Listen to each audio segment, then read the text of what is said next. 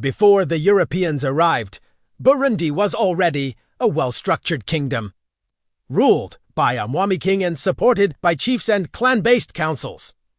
This indigenous system had lasted for centuries, balancing central power with local traditions.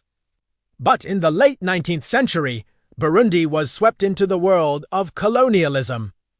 Between 1890 and 1962, first Germany and then Belgium imposed foreign control, reshaping the kingdom's politics, economy, and society in ways that continue to influence Burundi today.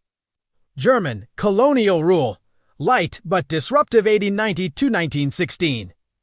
Burundi entered the European colonial orbit during the Scramble for Africa, when Germany claimed the territories of Rwanda and Burundi in the late 19th century.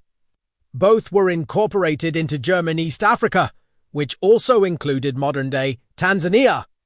Unlike in other colonies, German rule in Burundi was minimal and indirect, with limited resources and personnel. German officials relied on the existing monarchical system to maintain order. The mwami and local chiefs continued to rule, but their authority was increasingly manipulated to serve colonial interests. Chiefs who collaborated with the Germans were rewarded with greater powers and prestige. Those who resisted lost influence, disrupting the traditional balance between clans.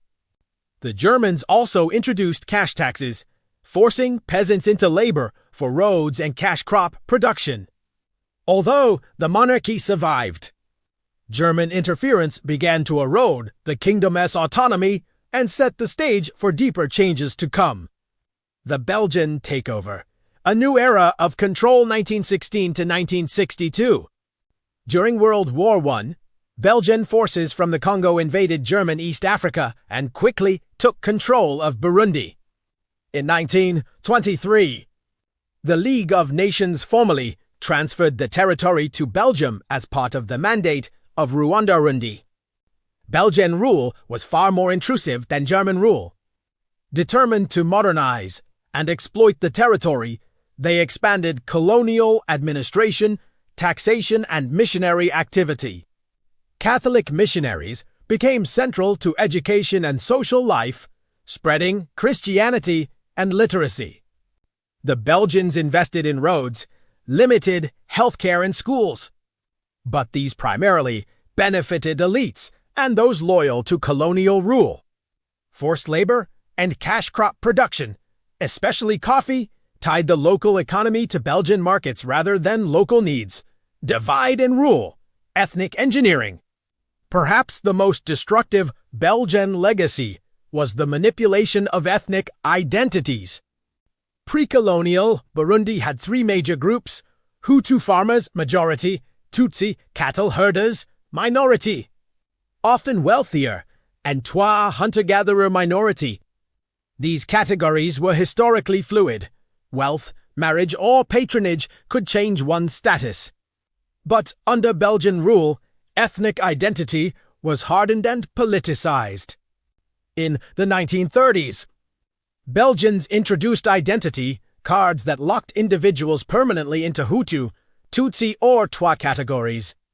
The Tutsi minority was favored for administrative posts, higher education, and colonial collaboration, deepening resentment among the Hutu majority.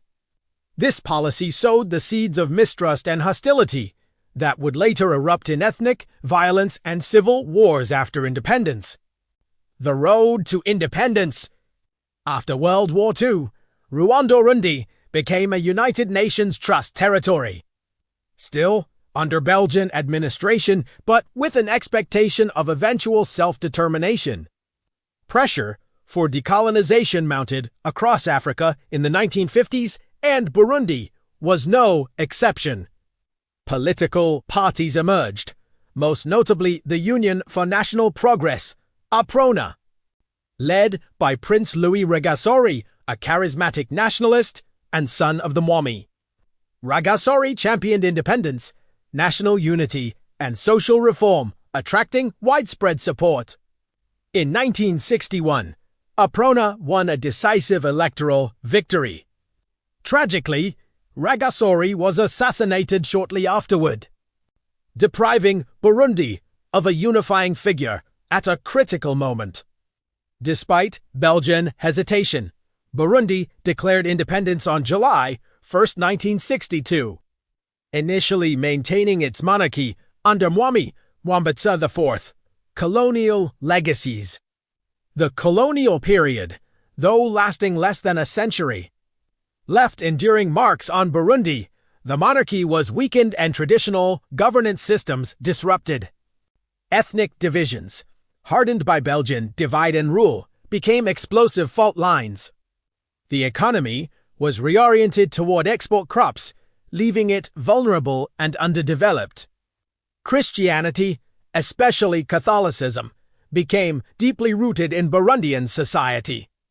Burundi's turbulent post-independence history, marked by coups, civil wars, and ethnic massacres, cannot be understood without acknowledging the colonial manipulation of power and identity.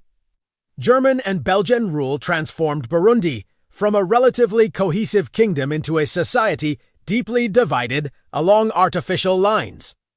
While Germany ruled indirectly, Belgium's policies of ethnic favoritism, economic exploitation, and missionary dominance left scars that long outlived colonial rule. Independence in 1962 brought new hope. But the shadow of colonial legacies, particularly ethnic polarization, shaped Burundi's challenges for decades to come. If you enjoyed it, please give it a like and don't forget to subscribe for more fascinating historical tales.